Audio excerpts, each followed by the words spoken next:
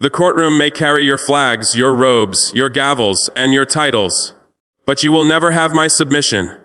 You say, Judge Thomas, that I must pay $500 million. $500 million, as if Burkina Faso were your small company, as if Africa were your private business, as if my people were your unpaid workers. You call this justice. I call it daylight robbery in slow motion. And you expect me to bow my head like a schoolboy caught stealing lunch. No, I will stand tall. I will look you in the eye. Because this is not about money. This is about sovereignty, dignity, and truth. $500 million. Do you even understand what that means to my people? It is not just a number, not a line in your court's ledger. It is the child who will never step inside a classroom. It is the tear of a mother who cannot buy medicine for her baby. It is a well that will never be dug in a village where women walk 10 kilometers for water. You fine me because I refuse to let you steal, and then you call me the thief. You punish me for defending what belongs to my people, and then you dress it up as the rule of law. What law is this? A law that bends for the strong and breaks the weak is not law. It is tyranny in a suit. You accuse me of breaking contracts. Yes, I did. I broke contracts signed in the shadows by cowardly leaders who sold our future for a handshake and a photograph. I broke contracts that gave foreign corporations 90% of our gold and left my people with crumbs. I broke contracts that were not written in the name of Burkina Faso, but in the name of greed. And if defending my country's resources makes me guilty, then I will wear that guilt with pride for the rest of my life. Do you think this fine will make me surrender? Do you think it will make me abandon the mines, the fields, the rivers, and the skies of Burkina Faso? My people have been poor before. We have been stripped of land, of dignity, even of our names. And still we endured. Still we rebuilt. Still we planted seeds in dry earth and watched them grow. You cannot bankrupt the human spirit. You hide behind words like breach of contract, damages, international obligations. But strip away the legal jargon and what remains? Colonialism, recycled for the 21st century. The same colonialism my ancestors faced when they were forced to pay taxes for living on their own land. The same colonialism my grandparents endured when French soldiers seized their harvests to feed Europe while our villages starved.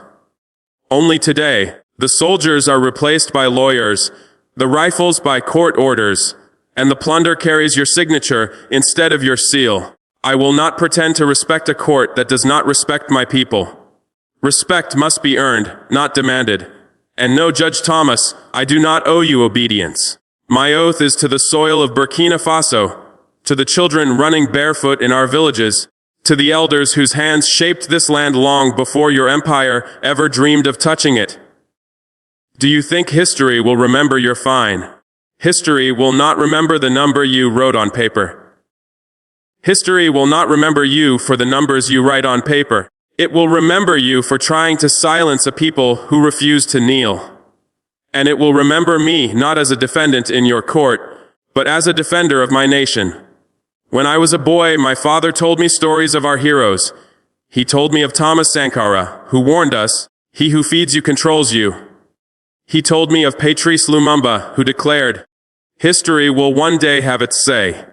He told me of the countless nameless men and women who stood against colonial rule with nothing but courage in their hearts. Today I walk in their footsteps. You think this fine will shame me? No, it has honored me. You have placed me in the same struggle they fought. I know why I am here. I know why this court exists. It is not to protect justice. It is to protect your interests. It is to remind every African leader what happens if they dare to think independently. You want them to look at me and whisper, if they can crush Traore with $500 million, what will they do to me? You want fear. But what you will get is defiance. What you will get is a continent that is waking up and saying, no more. For centuries, you took our gold, our diamonds, our oil, our coffee, our cocoa. You took our people as slaves, our children as soldiers, our cultures, and displayed them as curiosities in your museums. And now you drag us into court for the crime of wanting our own resources. The arrogance is staggering. You are like a thief who robs a man's house. then sues him because he dared to lock the door. Let my people hear me clearly. From Burkina Faso to Mali, from Niger to Ghana, from Senegal across every African border, this fine is not about me. It is about us. It is a message meant for all of Africa. Do not resist, do not think, do not lead. And I am here to answer, we will resist, we will think, we will lead, and we will win. They say we must pay colonial debts. We must honor colonial contracts. We must obey colonial trade rules.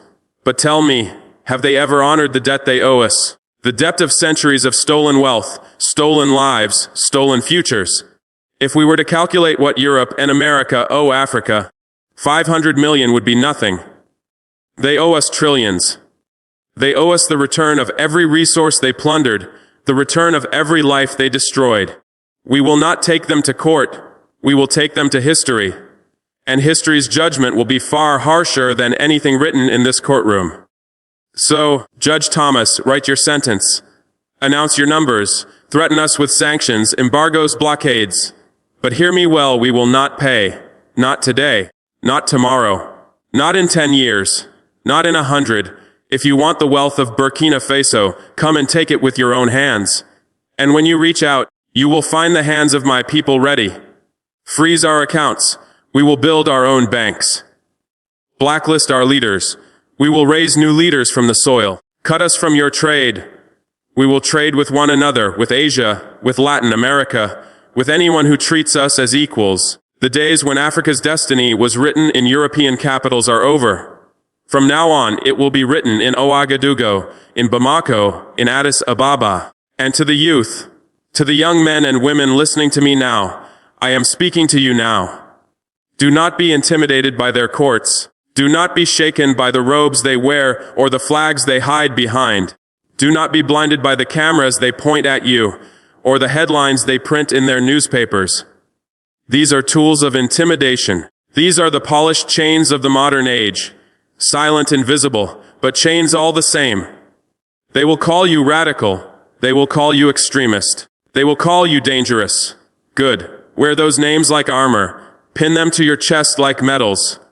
Because in their language, radical means someone who refuses to bow. Extremist means someone who will not be bought.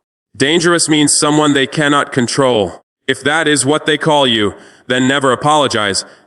They will tell you independence is impossible. They will say, Africa cannot survive without our aid, without our loans, without our approval. They will say it with the confidence of a jailer telling a prisoner that life outside the cell is impossible. But my brothers and sisters, the door is open. The lock is broken. The only thing keeping us inside is the belief they planted in our minds. Understand this clearly, their aid is not a gift. Aid is a leash, and a leash has only one purpose: to keep you where the master wants you. They give with one hand and take with the other. They give us wheat and take our gold. They give us medicine and take our oil. They give us development projects that employ their own companies, their own engineers, their own workers, while our youth sit jobless in the streets. And then they expect us to say thank you. But hear me well, you were not born to live on a leash. You were born to be free. Your destiny is not to remain developing forever while others remain developed. Your destiny is not to be the supplier of raw materials for someone else's empire. Your destiny is not to migrate in desperation to foreign lands, because your own land has been emptied of opportunity. Your destiny is here, on this soil, under this sun, beneath these skies. You ask me, Traore, how do we break free? We break free first in the mind. Before we build roads, factories, and armies, we must rebuild our thinking. We must unlearn the lies we were taught since childhood. Unlearn that the white man's approval is the measure of progress. Unlearn that English or French is the only language of success. Unlearn that our culture is backward, our history irrelevant, our traditions obstacles. Because here is the truth they will never teach in their schools. Africa is not poor. Africa has never been poor. Africa is the richest land on earth, but the poorest in freedom. And it is that poverty of freedom that allows them to rob us. The day we reclaim our freedom, we will not need their aid, their loans, their pity. We will stand on our own feet. and the world will deal with us as equals. Do not be frightened by their power. They have armies, but we have people. They have banks, but we have land. They have media, but we have truth. They have courts, but we have history, and history is the final judge. Remember this? Every empire thought it would last forever. The Romans thought so. The British thought so. The French thought so. Where are they now? Their empires are written in history books, their power reduced to lessons in classrooms. Why? Because no empire can outlast a people determined to be free. Some of you may think, but Traore, we are young. We have no weapons, no wealth, no influence. Listen to me, you have something greater. You have time. You have numbers. You have fire in your hearts. If the youth of Africa decide today that they will no longer be silent, no court on earth can contain that decision. But you must be prepared. They will try to buy you. They will offer scholarships, contracts, seats in their institutions. They will offer you comfort in exchange for your silence. They will smile as they slip the collar around your neck and call it gold.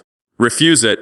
Refuse it not because comfort is bad, but because comfort bought with silence is slavery. Refuse it not because you hate them, but because you love your people more. Refuse it because there is no wealth greater than dignity. And when they threaten you, when they point to leaders like me and say, "See, we find him, we isolated him, we will do the same to you," smile, because their threats mean they fear you, and fear is the beginning of their defeat. Africa's youth, I am not asking you to wait for leaders to save you. Leaders are only as strong as the people behind them. If you want strong leaders, then be a strong people. Organize, educate yourselves beyond what their schools teach you. Learn your history, learn your languages, learn your land, its rivers, its minerals, its seasons, so that no foreigner can tell you more about it than you know yourself. Build networks across borders. Speak to your brothers in Ghana, your sisters in Kenya, your cousins in Haiti, your friends in Brazil. Because Africa is not just a continent. Africa is not just a continent. Africa is a people scattered by history, but bound together by destiny. And if you take nothing else from me today, take this. You are not the leaders of tomorrow. You are the leaders of now. They will tell you to wait, to grow older, to be patient. But if you wait for the perfect time, it will never come. The struggle is here. The responsibility is here. Freedom will not be handed to us by those who profit from our chains. It will be taken. With courage, with unity, with an unbreakable will. So let them call you radical.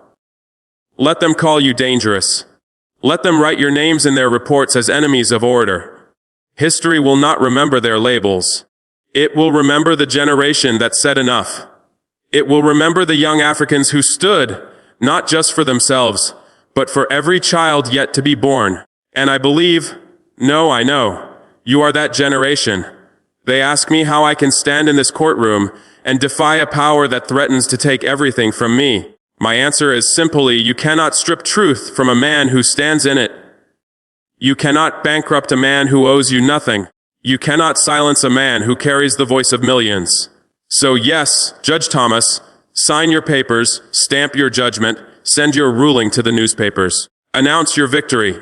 But understand this, you have not silenced me, you have amplified me. You have not broken me, you have built me, and you have not frightened Africa. You have awakened her. And when the day comes, and it will come, when Africa rises with her own currency, her own army, her own institutions, your courts will mean nothing. Your fines will mean nothing. Your power will mean nothing.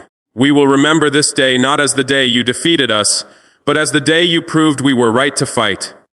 Because the fight is not over. It is only beginning.